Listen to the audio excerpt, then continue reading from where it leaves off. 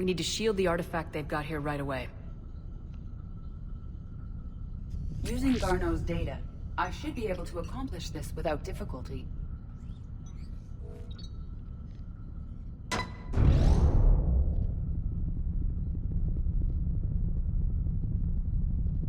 Damn thing's been here the whole time. Why weren't we affected? Perhaps the amount of time spent near the artifact is key. After a certain duration, it affords Leviathan an impressive mind control capability. I'd call it dangerous as hell. Bryson's assistant tried to kill me. Perhaps Leviathan was controlling him to protect itself, diverting people away from its trail. Maybe. It just shows we don't know what we're dealing with yet. Despite the risk, this artifact remains our only link to finding Leviathan. Perhaps we could find more information about it here in the lab. Agreed. Bryson's team might have turned up something we missed. I'll look around. Hello everyone and welcome back to Mass Effect 3. In the last episode we visited an asteroid with a mine on it with a load of people who had been mind-dominated by Leviathan, apparently for nearly 10 years. This episode we're going to be trying to find out a little bit more about, as I said, about Leviathan, about where it's come from, that kind of stuff. So we are going to start by exploring this second lab here. EDI, what project was Garneau working on when he found the artifact? Basilisk. Got anything on Basilisk? Several ships, a mythical creature, and a rare mid-tier enemy type in the Galaxy of Fantasy video game. It possesses a gaze attack capable of triggering synced animation kills. Player forums describe it as overpowered. I meant the project, EDI. Oh. Then, no. That's actually a reference to the Banshees from this. They can do the sync kill where they just grab you and do you in and more, and everyone's like, this is bullshit. And that was kind of written in response to fans describing it as overpowered. What we need to do now is head up here. And on this personal terminal... A message from Dr. Bryson's daughter, Anne. According to my records, she worked with her father. I'm at the dig site in the Pylos Nebula. Project Scarab paid off. I've got another artifact like the one Garneau found.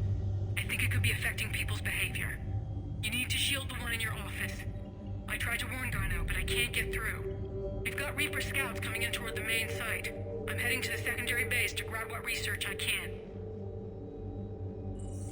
Anne Bryson was attempting to contact Garneau on the asteroid colony. She seems to know something about the artifact. She sounded worried.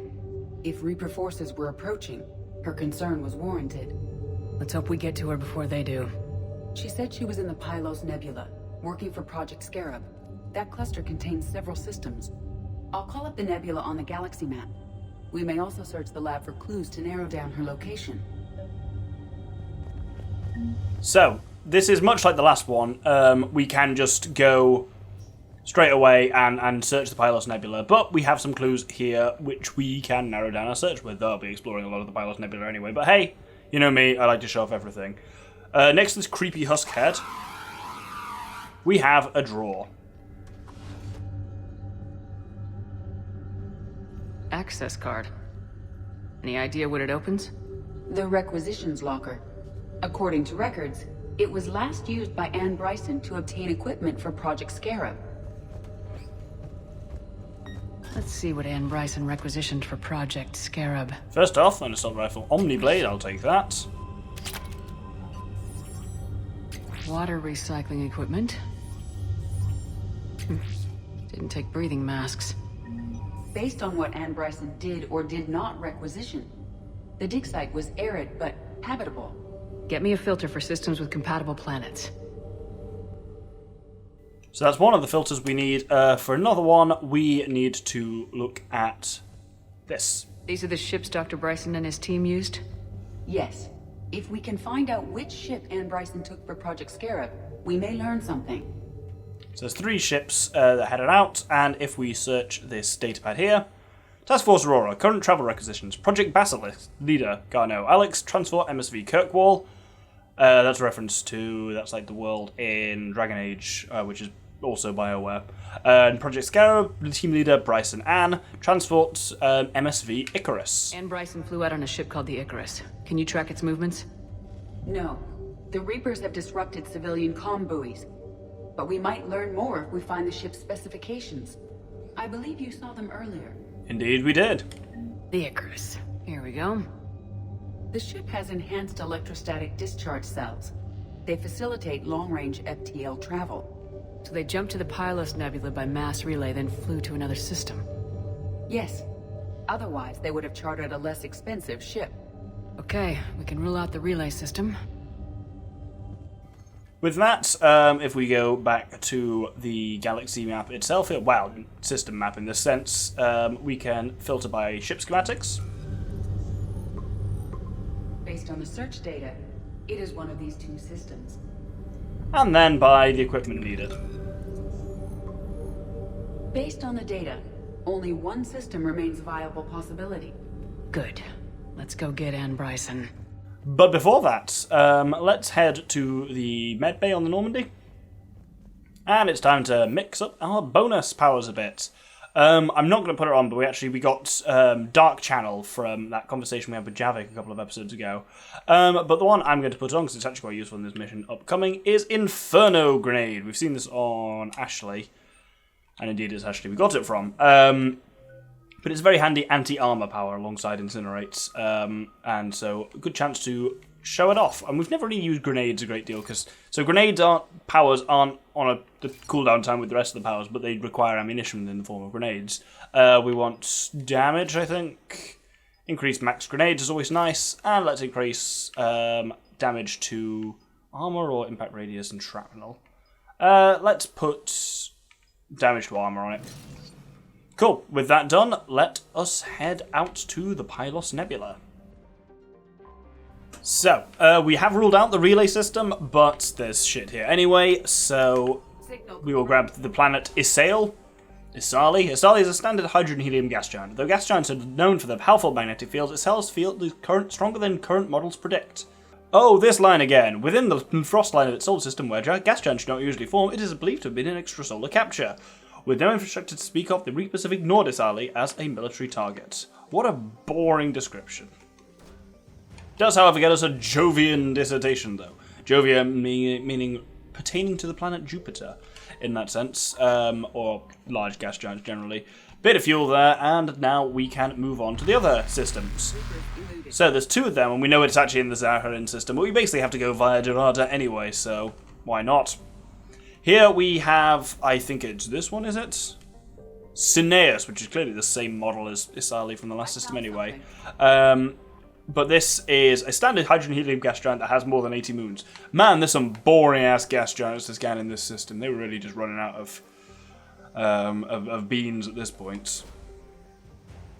But that gives us radiation shielding sheath for some reason. And then... there we go. Somewhere down here is a little bit of fuel. But of course, where we actually want to go is north of here again, to the Zaharin system. Now, first off, there is a little bit of fuel to gather around here. There we go. But our main goal is, we know which planet, well, I know which planet we're looking for, which is this one here, Namakli. An arid but habitable planet, which was exactly the definition we were given, Namakli was briefly colonized by the Pyrena Corporation, a consortium of Asari colonists and socialized Vulture laborers. After an economic downturn, however, many Asari left the planet, and the Vulture population kept growing to the point where they bred faster than they could be educated. Soon they turned violent and uncontrollable, and the colonies essentially self-destructed. Today, Namakli is a wasteland with little population, but Vulture packs are scattered across the deserts. Settlers frequently run into these packs, discouraging colonization. The lack of complex biota and scarcity of profitable minerals drove the last few proverbial nails into Namakli's coffin. No one has stepped forth in the last few years with the will, the funding, or firepower to establish a permanent colony. Let's scan and then land. Search successful. Scans have located a close grouping of environmentally shielded habitats and an active power source. Closer examination is required to confirm dig site presence. We have located Anne Bryson's dig site. So here your goal wants to be punching hard through armor and just dealing a lot of instant damage. So James and Liara are going to be our friends here. Now I realise I'd never actually shown off before. There was a shotgun we got right back on the Asari, the Ardat Yakshi monastery mission. which was the Disciple that I never showed off. I will explain this episode why I never showed it off, because it's crap. But it's not crap, it's just massively outclassed by stuff. But anyway, I'll just get it prepared. In terms of powers, I don't think I can have anything. Liara, she can get another bit of warp ammo, which is nice. Headshot damage, why not? And James, another level of fortification. Durability or melee damage? Durability. You basically shouldn't really ever be in melee range in this game, it just doesn't happen much. Right, let's land. Okay, so we got reports of an attack on some scientists, right? Right. Edie, can you tell us anything else? This is the main site of a series of excavations established under Dr. Garrett Bryson. Staff records confirm the project lead is his daughter, Anne. She has recently uncovered another artifact possibly linked to Leviathan. That discovery must have made this dig site a target. Yes. The attack means the Reapers are one step ahead of us. We need to pick up the pace. And since Bryson's daughter is our only lead, our objective is clear. Cortez? Nothing so far, Commander. If she's down there, she hasn't responded to our hails. Getting some strange signals, though. Give me a minute. The artifact she uncovered may have caused additional problems. Who knows what we'll find? Agreed. Take us in closer. Copy that.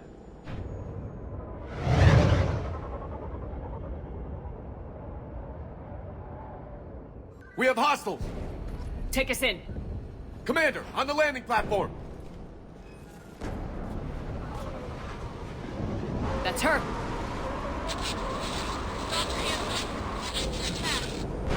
Okay, let's get... Damn! Tracking multiple bogies! Get us over there! Negative, it's too hot. Heading to lower platform, hang on! There, go! Jump!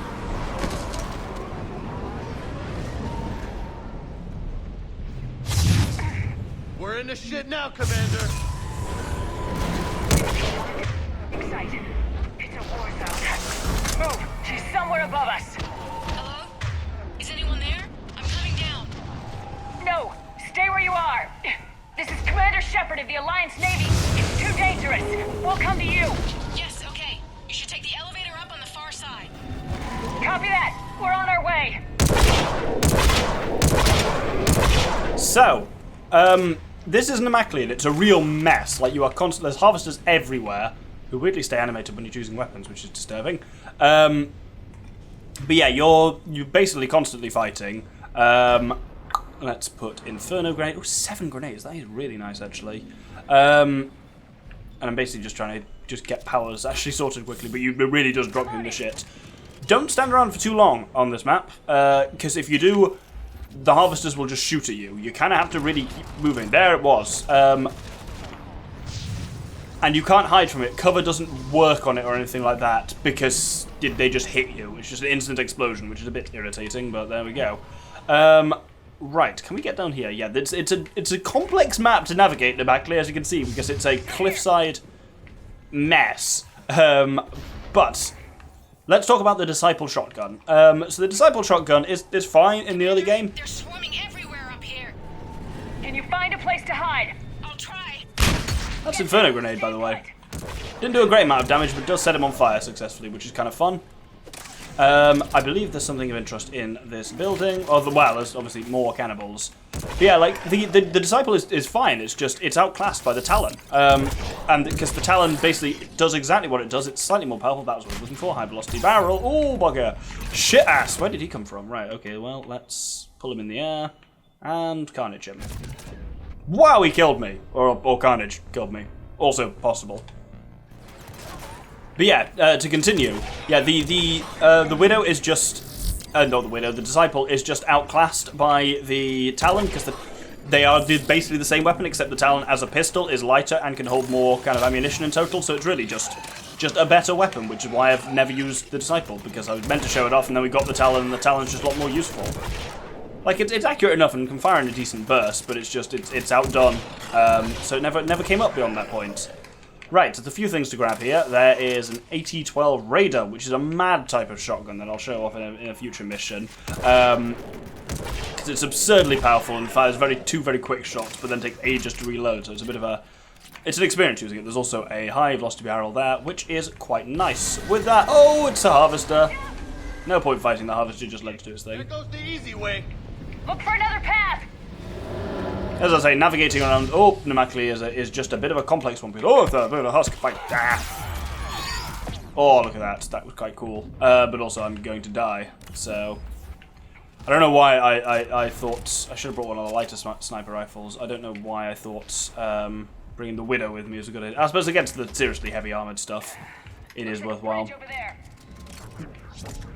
But means that I'm mostly on Disciple for the rest of this episode, I suspect. Controls are broken. Someone try to fix it. You got it. Ah, wires are fried. Won't you work? So, if we use these barrels correctly, we can cause quite the explosion. And then, between that and Liara's singularity, we can do a decent amount of just keeping husks away. I'm on it. Yeah, there's one of those rare bits where someone's got it like, oh shit. Is that a Banshee? Yep, that's a Banshee. Cool. Right, let's do this. This is where the Widow is going to come into its own, though. Oh shit, she's disappeared. Right, let's warp her first, and then... Oh, I think I missed. I think she was mid-teleport, infuriatingly. It is one of the nice things about the Widow, is oh shit, I'm having a bad one. Its reload synchronizes almost perfectly with the recharge on Assassin's Cloak. There we go, now we're talking. Right, let's Carnage you, and Warp you, and actually... That's nicely. Well, I can use Inferno Grenade on it while I'm waiting for that power to recharge, which is nice, because that's the advantage of grenades. It's just the one that we get. Sticky Grenade by default is garbage. So we actually did alright at taking out a Banshee in very close range there, which is quite cool. It's a cool looking planet, this one. I do like seeing like all those harvesters out there, but it's just the mission itself is just a bit of a mess, geographically speaking. Like, it's a fine mission. There's nothing like wrong with like me describing it as a mess makes it sound like it's gonna be like glitchy or something. What the? I really thought a dude appeared down there. Apparently not. Oh, that was just the harvester shot, wasn't it? There's a dude. It also doesn't help that I'm just crap with shotguns. I need to remember to not like zoom in with L because it doesn't really help with shotguns a great deal. Right, so there's the elevator. The elevator's blocked. Is there another way out? I'll override the pod door near you. There's an access point above, Commander, but you'll have to climb to it. Oh, we've been doing a lot of climbing so far, don't worry about that. Right, in here, not to be missed, is a SMG recoil system. And then, yep, more climbing. It's a very just, yeah, I cannot for the life of me, like, describe how the map of this mission works. Because it's just, there's a lot of twisting and turning and going up and down things and... Oh, there we go. That was...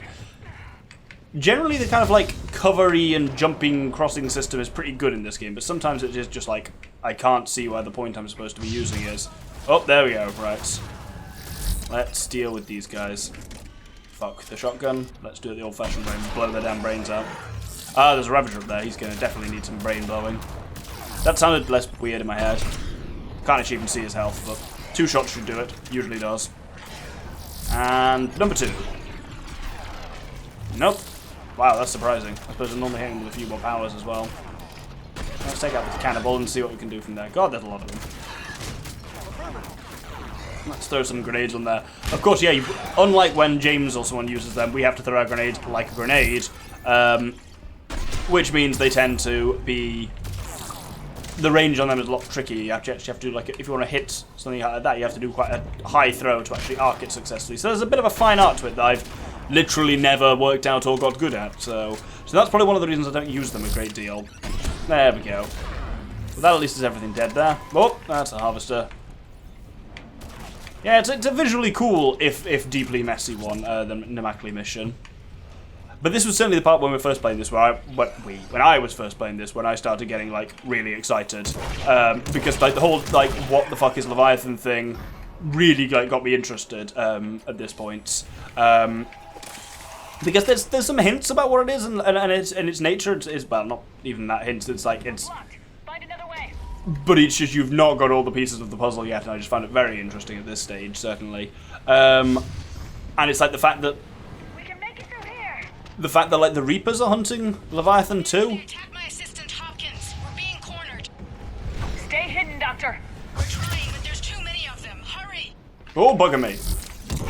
It's like the whole whatever has the Reapers running scared is always not necessarily a good thing, but worth keeping an eye on, because that could be a real... It's I don't like the phrase "the enemy of your enemy is your friend," because the enemy of your enemy is not your friend. The enemy of your enemy is perhaps your ally, but that's very different to being a friend directly. Oh, bugger me. But it would potentially be a useful ally, or at least useful to know what it is and where that kind of power is coming from. Oh, there's a brute up there. That should have done something decent, I hope. At least you can basically just immobilize functionally. Oh, I do like the the Widow for being able to do that. You can functionally immobilize husks with Liara's singularity because it recharges faster than it lasts, so you can just constantly throw them up, and because that's it already recharged. Like, you can only have one up at a time, but you can just juggle it around.